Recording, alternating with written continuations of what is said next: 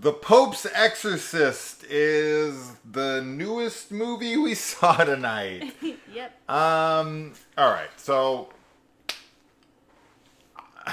I will start this with a little bit of a full disclosure. I find it ironic that Renfield and this came out on the same day.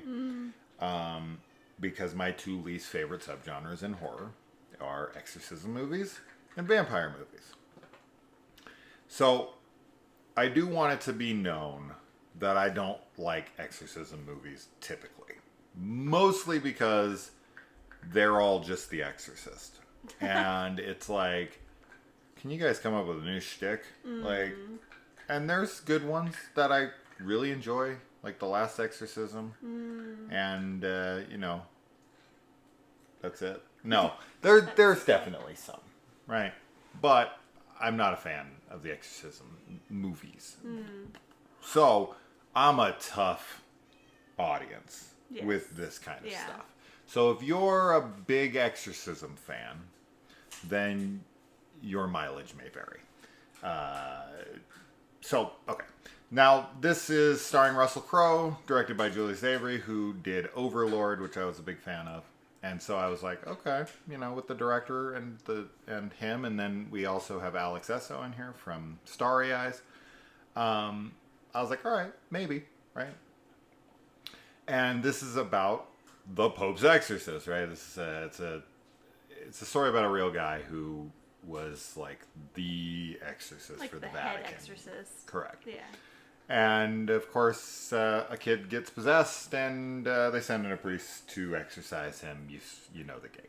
Yeah.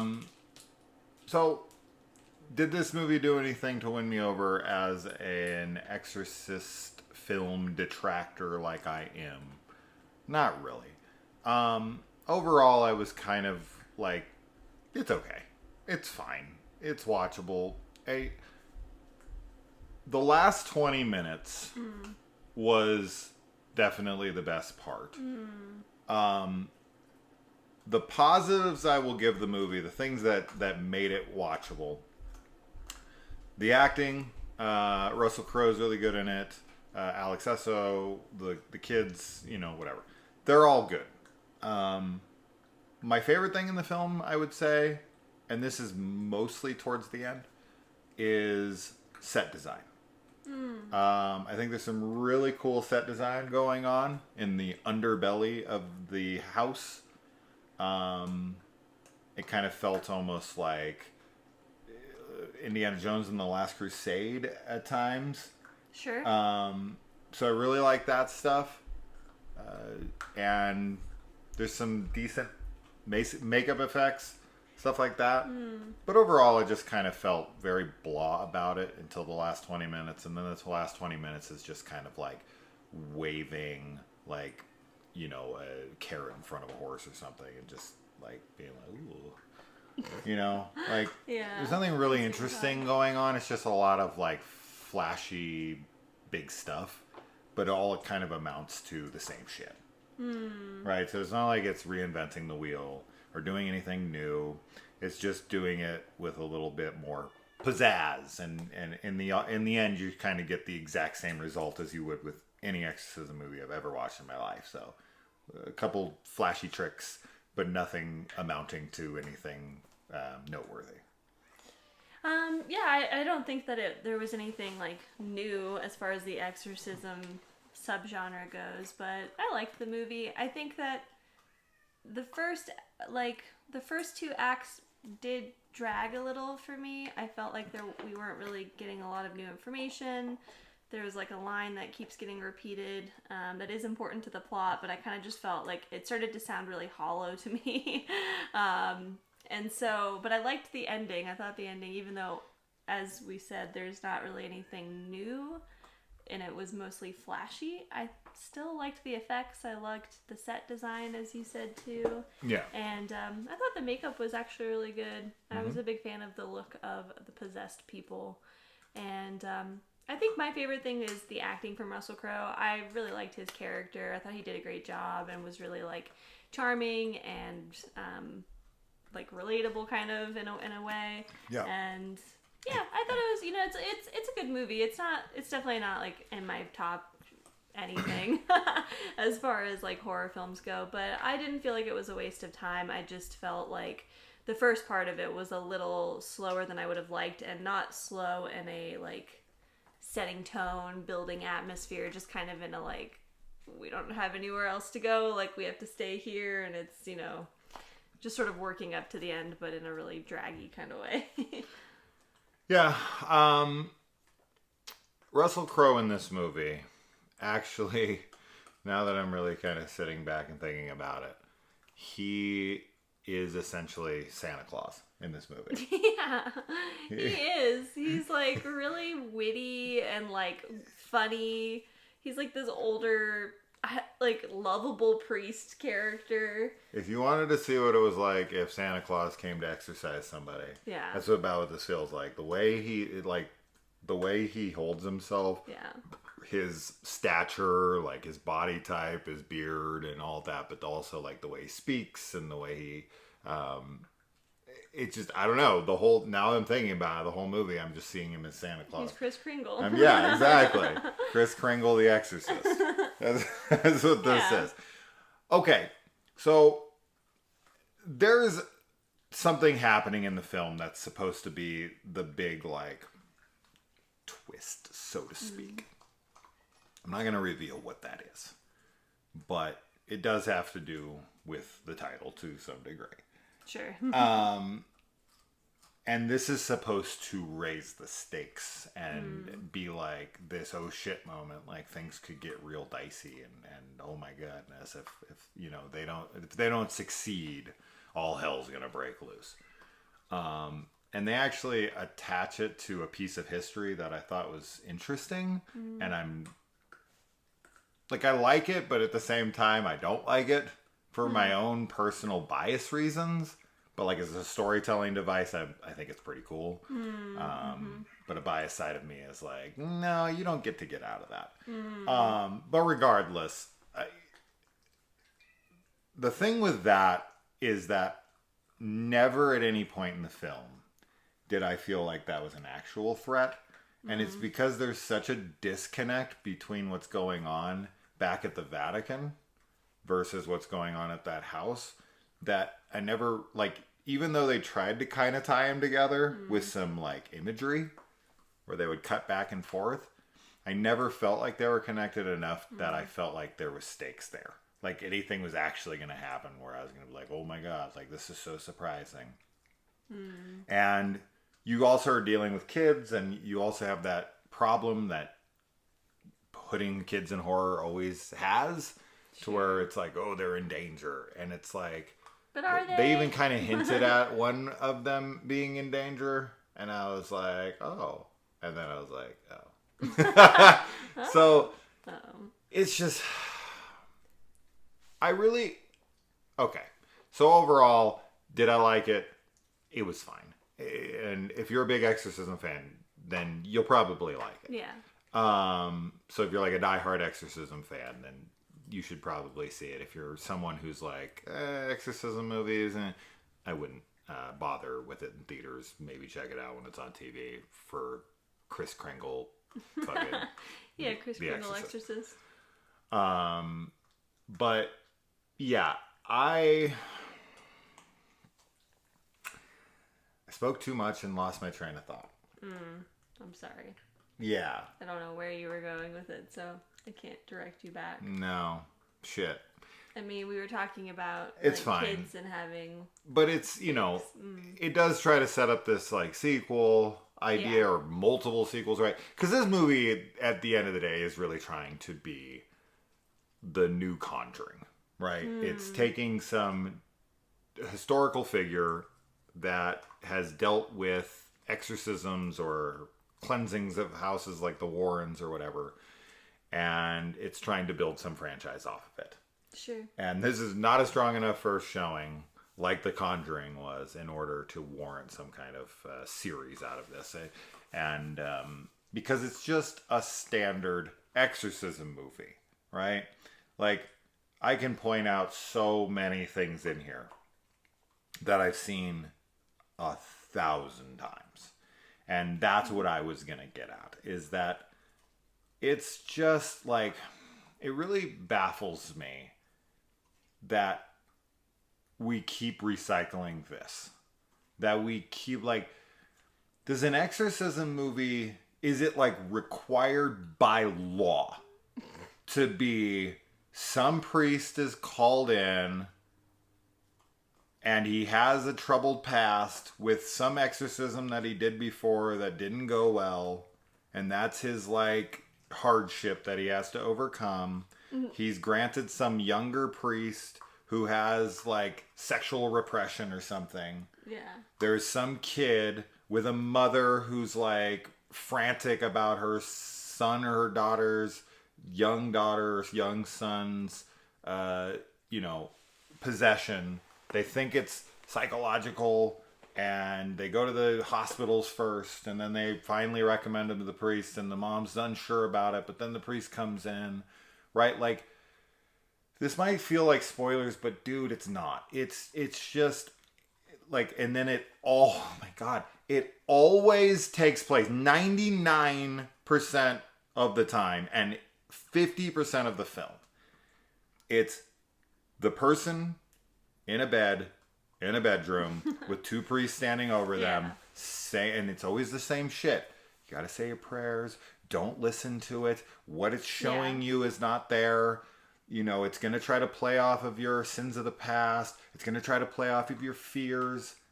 Like, is it required? Is it fucking required by law that they have to follow the same shit every fucking time? Can we not move out of the bedroom at least? Just fucking a different room, bake it in the kitchen. Fucking put it somewhere else. I don't care where it is. Just the fucking bedroom every time. You're telling me that Satan can't fucking get a kid out of a bed? Like, I'm really supposed to be scared. What you're doing to me, personally, is you're not making me fear, like, demons or the devil. By just having this person be, like, strapped to a bed, and it's like, oh, I can't break my bonds. This is unfortunate. So I guess I'm just going to sit here and speak languages I don't know, right? And swear because I'm a kid, and that's, oh my God, he swore. Kids wouldn't talk about sex because they're kids and they don't know how to speak Latin. Like, come on. Just fucking come on. You can do better, right? Why not have it where somebody's possessed and they're fucking the city up? They're tearing shit apart. And there's exorcists that are sent out to try to take him down, and he's fucking tearing through them, ripping them apart.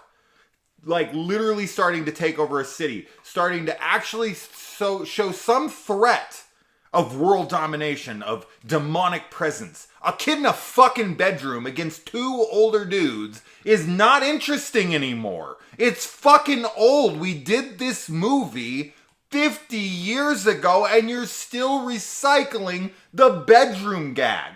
Fuck off with this movie. This is why I'm saying this movie's fine, because it's just a fucking repeat of a great film done almost verbatim. It's irritating. That's why I don't like exorcism movies. Fuck you for making these movies. It's old. That's it. I'm done. I get so angry. Like, you bring a script like this into the fucking, like, I got something really good for you guys. Really? Did you watch The Exorcist last night and write this? Because it follows it to a fucking T. It's like nothing different. Oh, let me guess. Will the priest take the demon into him? Will that happen in this movie? Ooh, good likelihood. Like, come on. Just come on. I'm sick of it. I can write a better exorcism movie in one fucking night. Guaranteed, because I will at least try something different. At bare minimum, I will put it in a different location, different things going on. I fucking swear. It's really not complicated. Just fucking change the formula a little. A little. That's all I'm asking. I'm angry. I know. I didn't think I was going to get angry, but it's so just, angry. it's the same shit every fucking time. And you guys should be fucking ashamed of yourselves. That's it. So.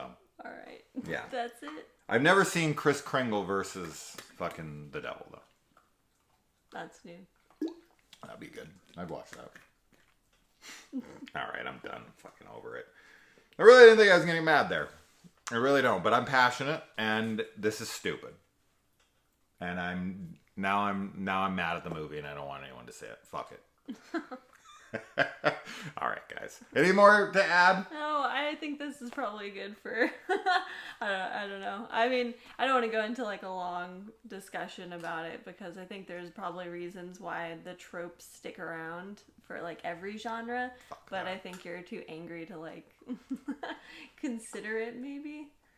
Because there's plenty of other like subgenres that we both like that we like the tropes in, you know, and I think that some of your bias might come into play with subgenres that you don't like as much. Like we've talked about it with, you know, when there's genres like period pieces or whatever that you don't like, so every movie feels like the same to you.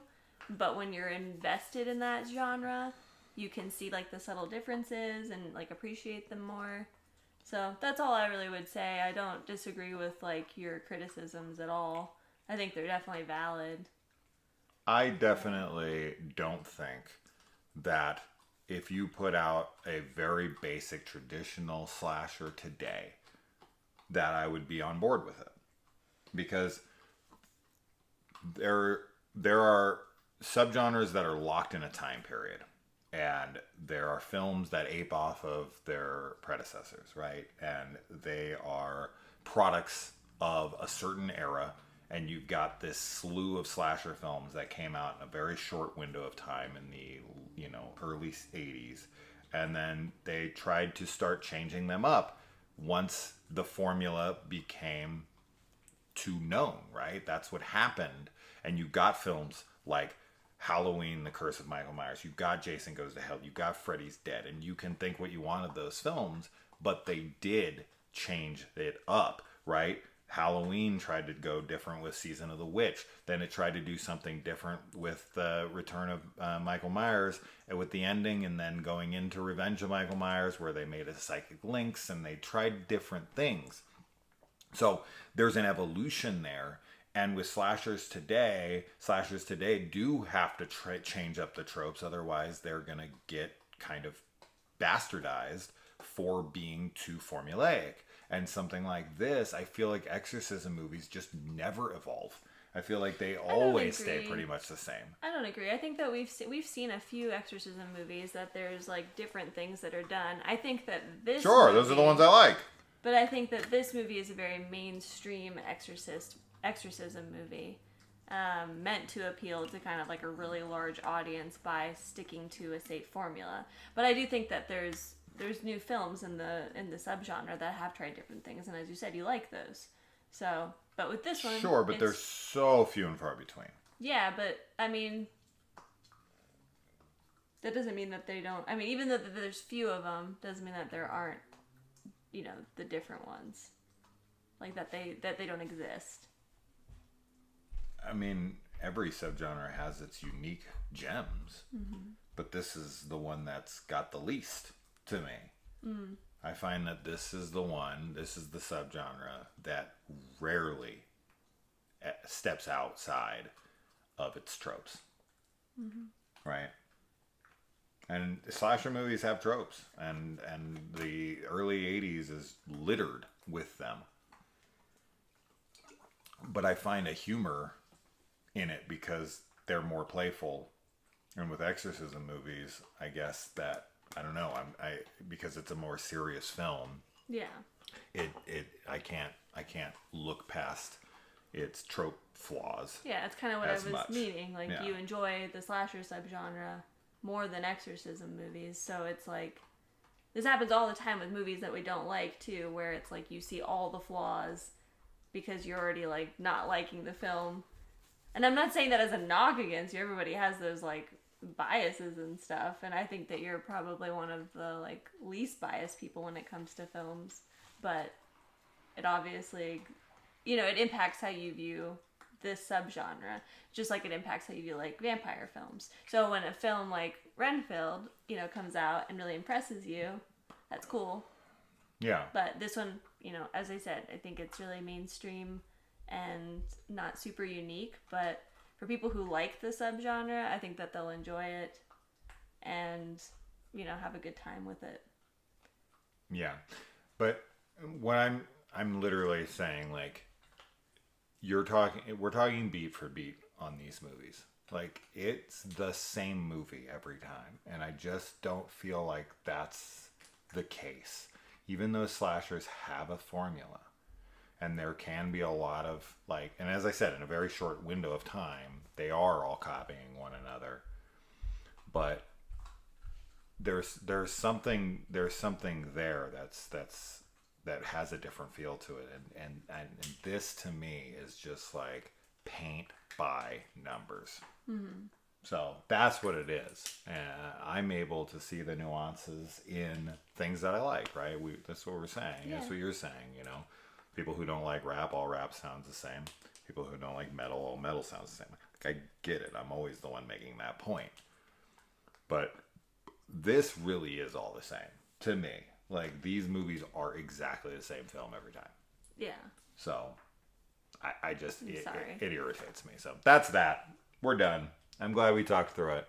And let us know what you think. And you're welcome for the rant, because I know some of you like when I get pissed off. I don't. All right.